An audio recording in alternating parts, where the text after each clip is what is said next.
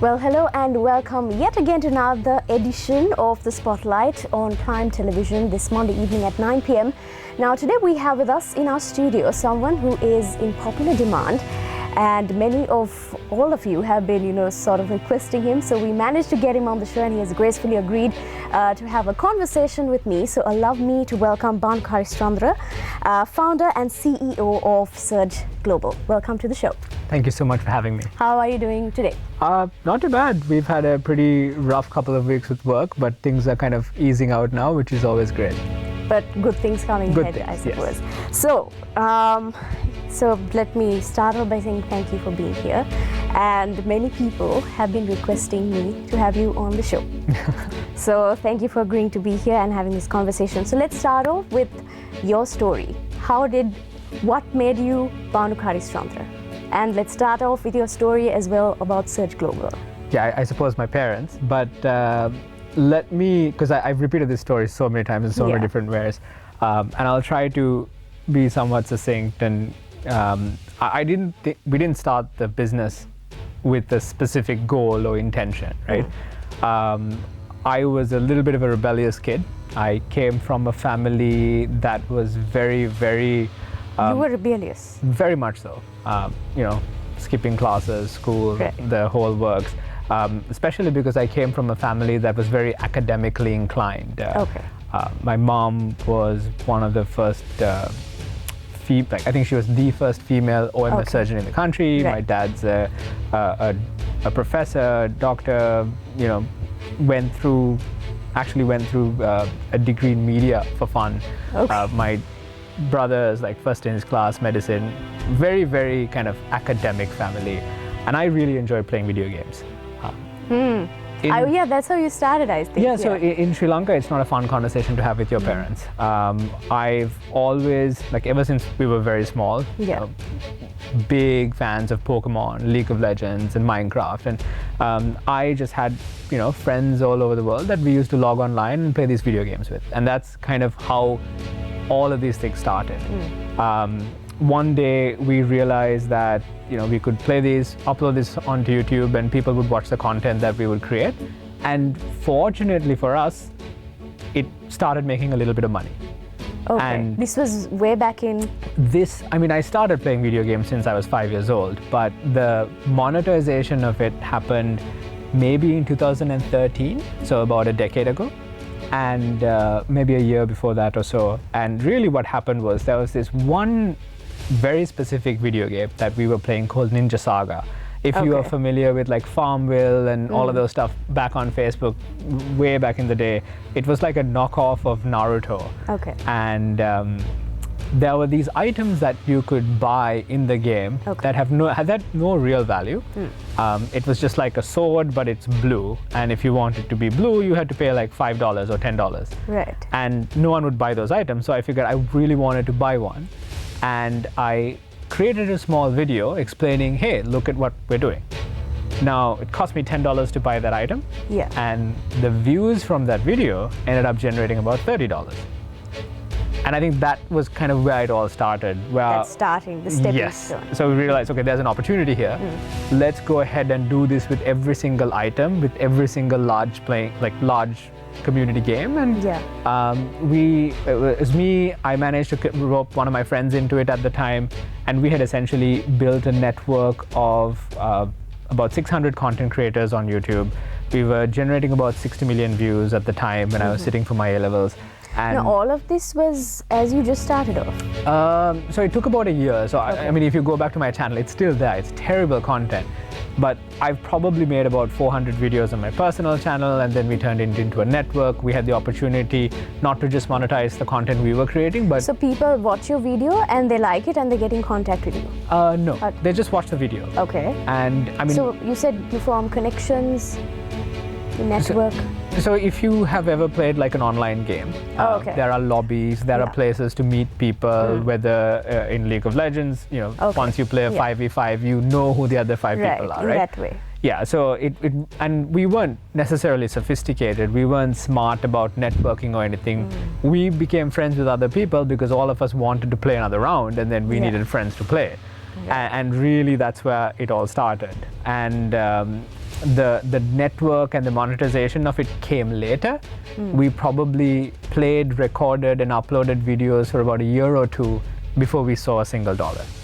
And I think once we started monetizing, the entire first year, we probably made like $100 in revenue. So it wasn't any significant amount of money, but it's a great start. It's a great start. We were playing video games and getting paid for it. If you go to any kid that is a fan of it, that's like a dream come true. And it slowly started building over the years. And there was this point in our careers, well, not careers, but there was a point where it was basically we were recording and playing video games for about 18 hours every single day. On the screen? Yes, very much so. And go to school and we'd sleep in class. And again, this is why I was probably not the best in terms of grades. But as an 18-year-old, we were making about $1,000 or so a month just staying at home playing video games. And once you get into that framework, it's very difficult to look back and say, I want to pursue a career in medicine or kind of academia, right? Yeah. So after that, how did you talk to your parents about this? How did they? So I didn't. Was it I sat for my A-levels and I completely flunked it. Right. My parents were like, okay, fine, don't play video games, sit for the second time, we'll figure out what to do. Like, even if you don't get into medicine. So they were nice about it. They were nice the first time because they knew because you can't really do medicine and not study. It doesn't work. You can't wing it. Especially in Sri Lanka. I winged it with my O-levels. And just for you to understand family background, right? I got, for my third term test in grade 11, I had like a 30 for maths because I hadn't opened a single book. I then decided to study and I got 7 A's and 2 B's. But according to our family, you kind of fail, right? Like, I come from a family where my brother got 9 A's and 1 B for his O-levels and he cried for like 2 weeks because he wasn't supposed to get a B. So it was an incredibly strict, incredibly academically taxing background. So I had the presumption that I would pursue the advanced level exams with the same style that I did O-levels. It just doesn't work. No, it doesn't. You can't wing physics the night before. And yeah, so I had like 2 S's and an F the first time. Right. No, I had 3 S's the first time. Okay. And you technically pass for the sake of passing, but you can't really do anything with it. And it's not like I really had a choice. I had to choose not whether I wanted to be a doctor, lawyer, or engineer. The choices in our family growing up were, did you want to be a cardiologist, a radiologist, a neurologist? You had subspecialties in medicine that you could pursue. Oh my goodness. And the thinking was that if I don't get through the second time, they'd try to ship me off to a private medical faculty or something, right? So I took the intentional decision of failing the second time. So the second time I have less marks than the first one, just so they couldn't do that. And I was very hell-bent on doing the video game thing as a career. So you made your mind up, I'm not going into the field of medicine. I really couldn't sit down in front that wasn't of your thing. It was not my thing. Right. It's very difficult to explain to someone that when you hate something, you really do hate it. And no matter how much you force it, it just doesn't work, right? And you can't study medicine and not enjoy it.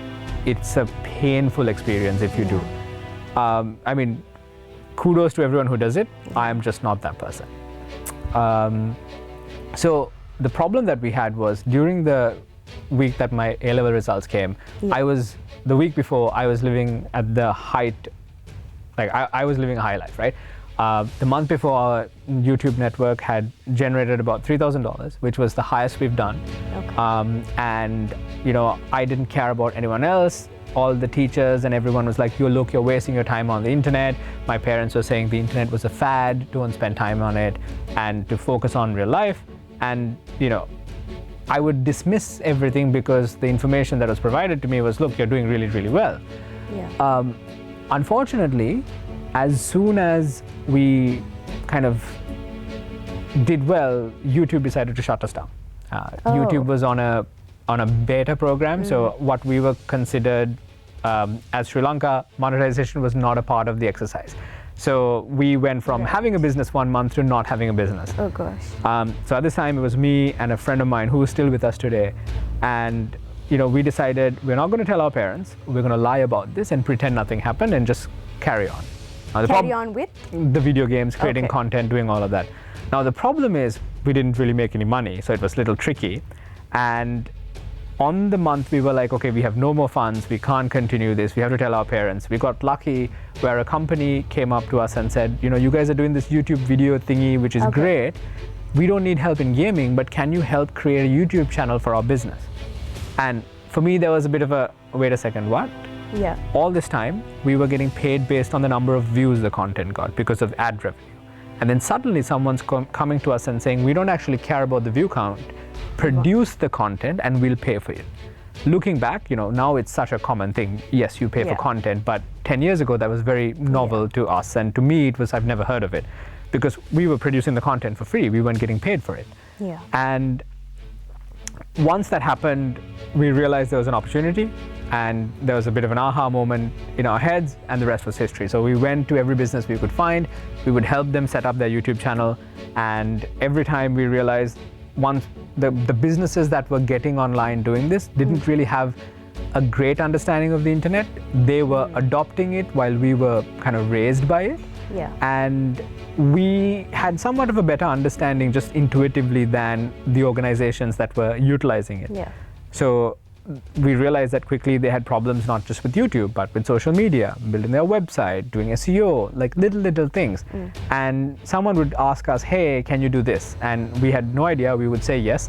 We would go home, watch a tutorial on how to learn how to do it and sell it, and then just repeat that cycle. And give it a few years down the line, it turned into a small business. We had about 5-6 people. We were doing this as a service. We were growing. We weren't really a large organization. My mom has a dental clinic at home, and upstairs there's a small kind of room, garage, storage space kind of thing. And I convinced my dad to take all the stuff out of there and put like this long table. We put 5 chairs in, and we turned it into like an office. Like an office, right? And that was the business, and that's how we got started.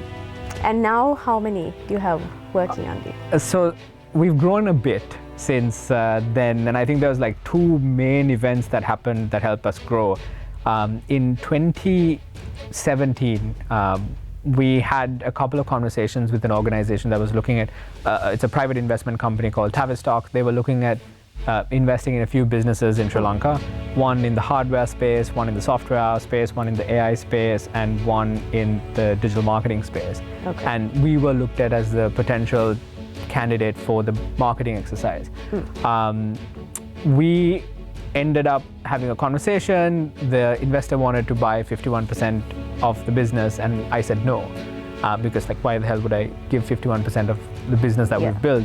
And he realized that we were being a little short-sighted, and gave us some work to do with organizations that were much larger outside of the country, and gave us a little bit of a taste of, these are the types of opportunities you should be pursuing, as opposed to the ones that you are currently. And we realized that there was there are bigger fish to fry, so to speak. And once we got that opportunity, said yes.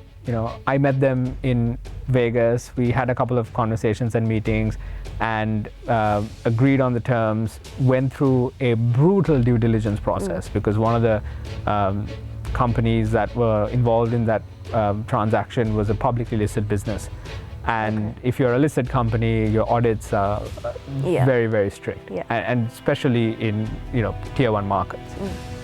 So we managed to get through that, and we were kind of growing very, very quickly. We had, from the beginning to 2018, I'd say we grew slowly to about 20-30 people, and we then kind of reorganized the business to focus more on the technology side of the thing than just the marketing and kind of the creative services that we were doing. And right before COVID happened, we were very well prepared, and we were at the right place at the right time. Organizations around the world were scrambling to manage their teams, and we, as far as they were concerned, were remote. even though we were at an office. Yeah. As far as someone in Boston or Sydney or kind of anywhere else in the world, we are a remote team member. And because we were so used to working remotely, we were very efficient in that process. So during COVID, the team did a phenomenal job, and the internal team members in those organizations really struggled because they had no idea what was going on. The world was a mess. Yeah. And that created an opportunity where those businesses went, wait a second, we have teams in other parts of the world that are more efficient, more economical, and have higher ability to scale, and all of our clients started investing in us a lot more. We went from, in December 2019, we were about a 35% organization. The 2 years that preceded that saw us grow from 35 to 350. So now 350. We are in that vicinity. Brilliant. Yeah. All right, so we have to head into our first break for the evening, but do remain with us. We will be back.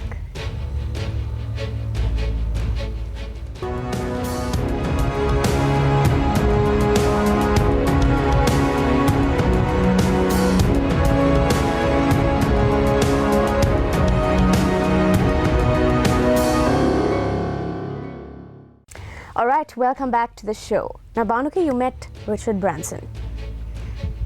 I did, yes. Yes, and what was that experience like? That was probably one of the most interesting experiences of my life. And I'll tell you how that whole thing came about, because it was life-changing? It was life-changing in the sense of, so we do a lot of engineering projects in the sense of like product development, software work for a lot of clients. One of our customers is a company called CEO Magazine. And CEO Magazine, we work with them in Australia. They have a couple of technology products that they're building, and the software team, all of that sits inside Surge. So we build their mobile applications, we build all the stuff that they're launching. The person who runs it is now a dear friend called Chris, and CEO Magazine hosts an annual event. The event is based at Necker Islands, which is Sir Richard Branson's private island. And where Chris randomly calls me one day and says, hey, we're doing this event. I haven't told you about it yet, but there's space opening up. Are you interested? And I mean, to me, it seems silly not to say yes, so I said yes. And I mean, who wouldn't? It's a long trip. It's a lot of work, but because there aren't really direct flights to that place, so bit of a process. It's a bit of a process, but I think for me, meeting Sir Richard Branson was great. But we were also in this island for I think 4 or 5 days with a collection of phenomenal people. To me, that was more important than Sir Richard himself. I think we were bunking with a bunch of people that were titans of industry, other billionaires, and people that have made real change in the world. People that, like a previous mayor of Afghanistan, where she kind of led a whole group of women during the invasions. A person that has now become a close friend of mine. Built a company, sold for hundreds of millions of dollars, that managed to flee Ukraine right before the Russian invasion. So you meet some incredible people. So we were there for CEO Magazine's annual summit. I'll be there again next June. So we got to spend some really nice time together, talk about some really interesting problems. And it gives you a bit of perspective about how different parts of the world are thinking about different problems, and what is everyone working on. Yeah. So then, I don't mean to be nosy, but I think people might want to know, what was your conversation like with? So we had a few. I think one thing was interesting where kind of Richard was telling, because he has been here before. So he was telling his experience with the country, kind of what he was, I think he's 70-something years old. Man is tuned in, kind of knows about the whole issues that we've gone through with the crisis that we face, where we are today.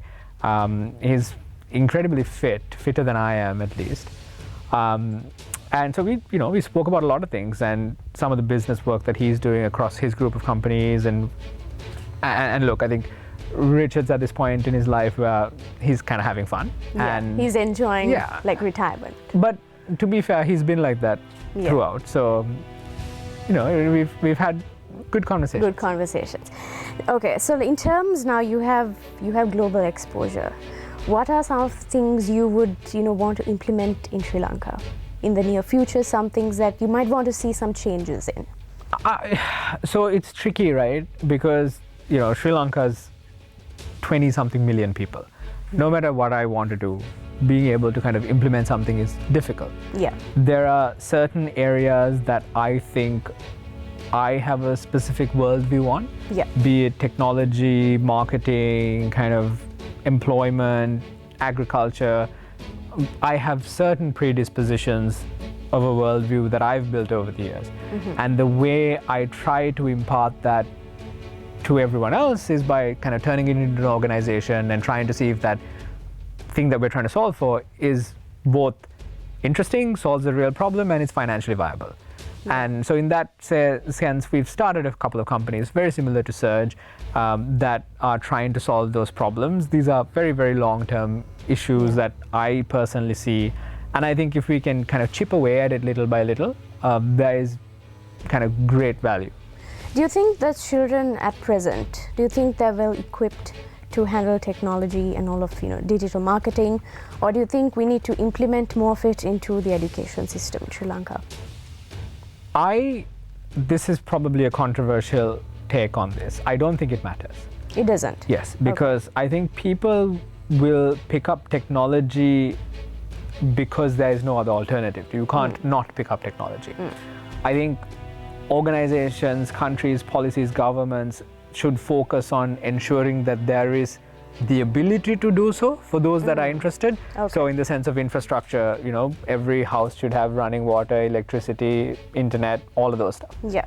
And I think that's the role that the rest of society needs to play in terms of infrastructure. I think educationally, it's a difficult thing to kind of treat this as a one-off, hey, we need to introduce technology, because the problem with technology is it's so fast-paced and changing every 5 minutes. You can't really build curriculums around it. You can give people the resources and the access to learn how to think, to understand how technology works so that they can pick it up and make it a part of their lives.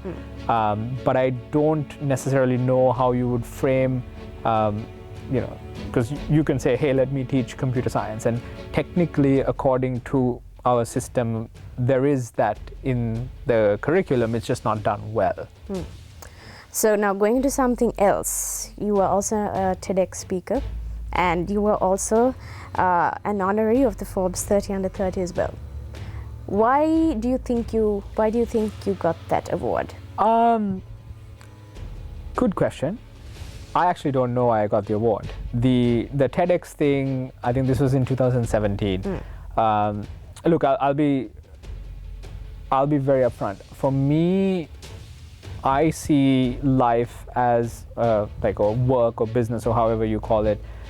You are given certain sets of opportunities. It is your responsibility to grab it as quickly as you can and leverage it to the next one.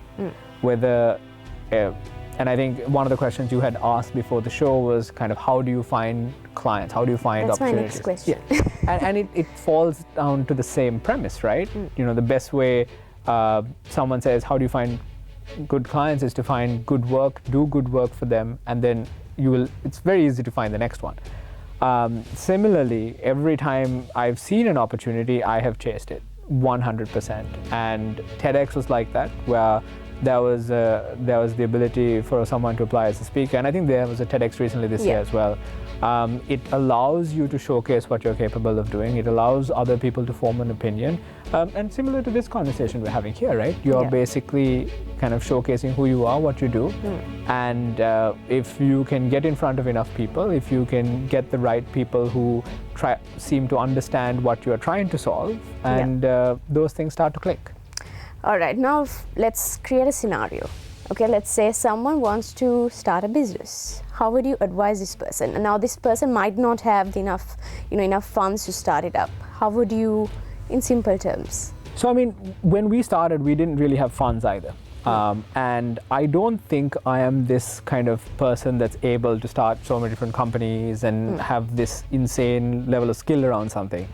My skill set is very, very minute, but I'm aware of what it is. And I picked it up and I polished it throughout those years of creating YouTube videos. I personally think I am somewhat capable of telling a story. And that is an incredibly helpful skill to have in business because communication is important. Being able to, and the way we get a client, right? Like being able to understand a problem, understand a solution, paint that picture to someone else in a way that they understand it, and kind of walk them through that journey is what we do. It's the whole premise of Surge. It's the kind of the entire consulting model. Yeah. In terms of starting a business, it's the same thing. The role that I played purely was that kind of kickstarting it, painting that picture, and figuring out who we can help, how to get in front of them, and communicate to them in a way that they understand that we can help solve that problem. And that's really it. All of the businesses that I've either invested in, incubated over the years, I don't try to play a role outside of that. Right now at Surge, we have an incredibly good operator who sits as our COO, and he knows that if I took on the operational role of our organization, we would collapse in weeks. Okay. Because that's not what I'm good at, and I don't want to try to even give the illusion that that's something that I can do. And it's great that you have that self-awareness to know what you're cut out to do. And look, it's a good thing. Yeah, and look, gun to my head, if I had to sit down, do the numbers, and do ops 24/7, I could probably do it. I would probably hate my existence along the way. Right. So anyway, we have to head into our second break. But do remain with us. We have more interesting questions and answers coming this Monday evening.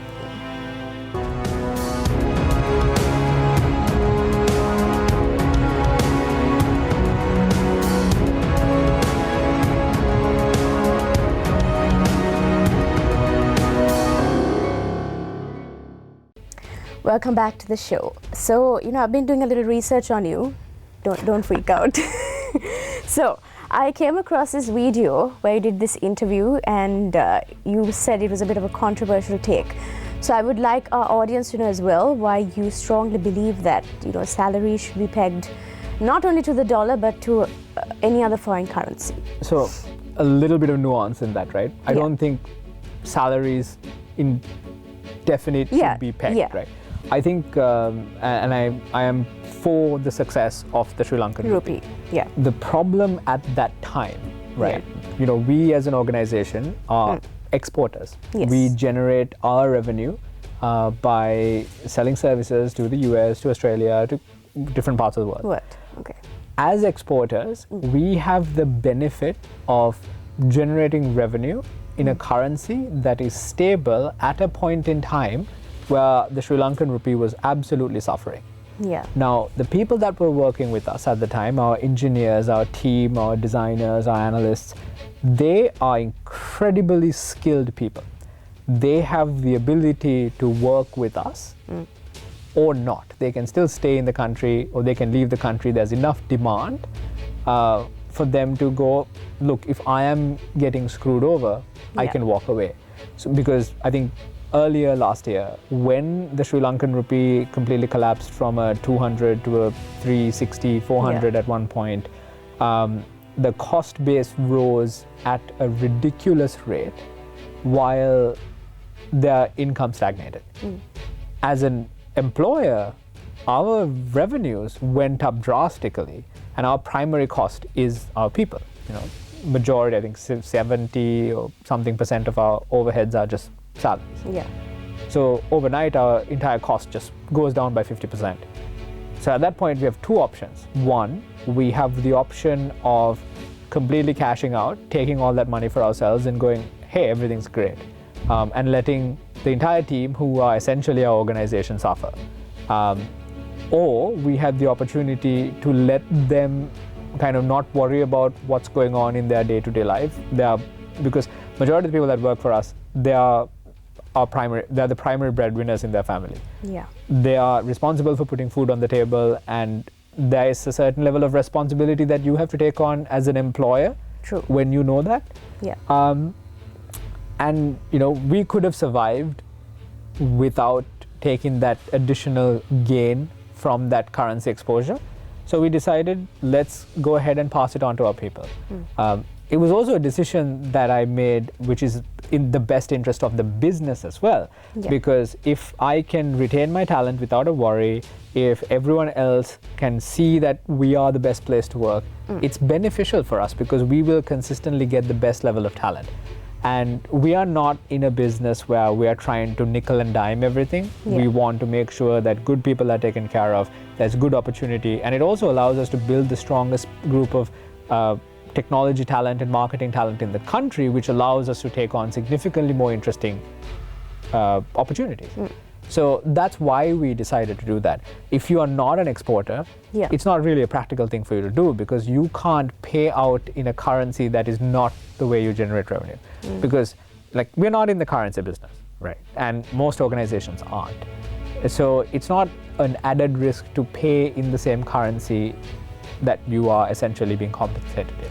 All right. Now, the world is changing very rapidly. And in terms of technology and trends, do you see a particular disruptive technology setting in? This is it's a concerning one. There's a little bit of hype around it. Some people are completely oblivious to it. I think the greatest technological shift for the next 10 years is going to be AI. Yes. Machine learning algorithms that have gotten incredibly sophisticated, whether it's in the form of telling stories, taking pictures, creating videos, and building almost alternate worlds, and it just creates so many possibilities. I don't think people, us included, myself included, have really understood what that means because a lot of things change. We are involved in a whole bunch of projects in that space. Yeah. And if someone told us that we would be doing what we are doing today, not like 10 years ago, but 6 months ago, I wouldn't have believed them. So to me, it's such a drastic change. And this is why even the question you asked about the education curriculum, I don't think education will survive AI. Because we now have the ability to personally educate individuals based on what they are interested in, what they are curious about. Yeah. So the way that we have to think about these things will change. But do you think now in terms of people, there's this high concern, will I lose my job? I don't know. I don't know the answer to that question. I know. Right. So it's a bit of a concern also. It has its pros and cons. Look, I have a very dystopian take of what the future during an undefined time should look like, which is kind of automate everything, don't worry about production, let technology and all of this stuff take over. People are compensated through this thing called UBI, Universal Basic Income, where everyone is given access to resources and things like that. But, that's an entire discussion in itself. But I don't know how and I think this is one of the most trickiest things, the transition to that environment from where we stand today, because there are beneficiaries that are going to win big here, and there are people that are going to lose out that don't have access to those resources. Okay, so now I have so many questions. I hope I have enough time to cover all of it. Any advice you would give to someone who is looking to start a company in the tech space? Figure out what you want to start up and why. I think there's also a bit of a fad where, because of all of this kind of materialism, like material around entrepreneurship and everyone starting companies and making billions of dollars, there is a little bit of a fad as to, oh, you'll do this and therefore you will be successful. Majority of the businesses end up losing a whole bunch of money. Majority of the companies that raise capital end up 6-7 years down the line, even if they survive, not being able to justify the capital that they raise, and therefore the business not being owned by the founders. It's a very messy area. So if you are starting an organization, I would say very simply, figure out why you're starting what you're doing, what is the advantage that you have that other people are not seeing, what is the problem that you're solving, which you think is a real problem, validate that problem, find a small group of people that believe in that idea, work with you, create a prototype and take it to market. All right. So let's talk about your thoughts on the mass brain drain happening in Sri Lanka. What are your thoughts on that? I don't think look, you can't blame people for migrating. If someone does not have opportunity here and they see opportunity elsewhere, I think it's their prerogative to go out and fly. And who are you and I to say that's not in the best interest of the country? You could argue the opposite and say migration and outflow builds a diaspora in different parts of the world, which creates additional opportunities for you. Right? You could argue that there are an increase in remittances coming into the country once someone leaves and uses those economies to help ours. And then there's the other side of the coin where the mass migration of doctors is going to cripple the healthcare system, which it will. The solution that you have when you have a supply-related problem has to be a supply-related solution. The issue with policymakers is that we see something happening the way we don't like it to happen. We try to impose a flat-out ban or a restriction, and that's not how markets work, right? If you have an issue with a lack of doctors, we as a country are responsible to produce more. We have the infrastructure to do so, we just choose not to. And then once people leave, we're like, oh no, we don't have enough supply.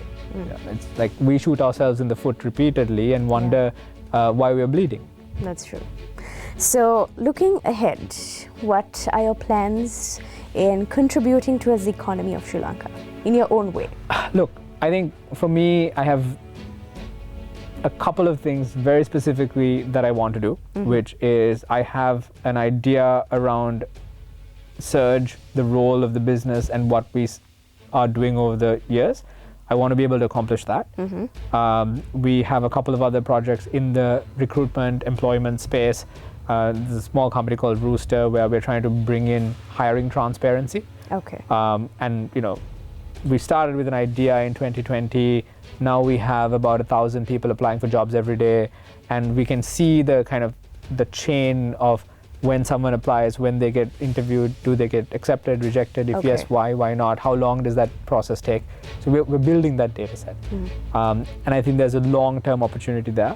And there's a couple of things I see in agriculture that I want to pursue purely because I think Sri Lanka has had this bad fortune of not being able to tell its story well to the rest of the world. I think one of the differentiating factors that Surge has against all of the other competition is that we are not winning a price battle. We are not the cheapest provider out there.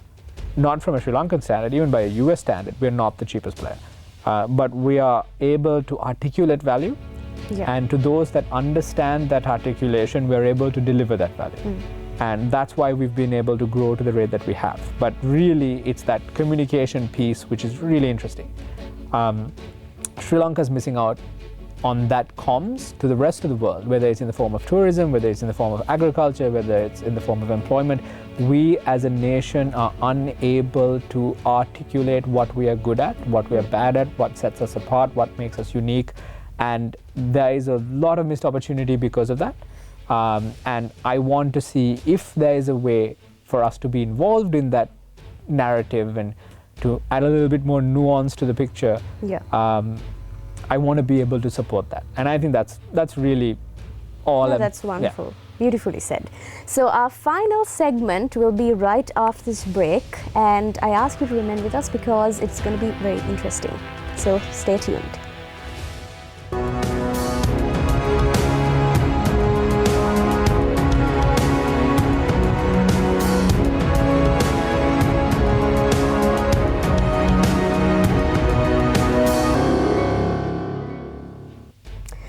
So as promised, we have an interesting segment this evening.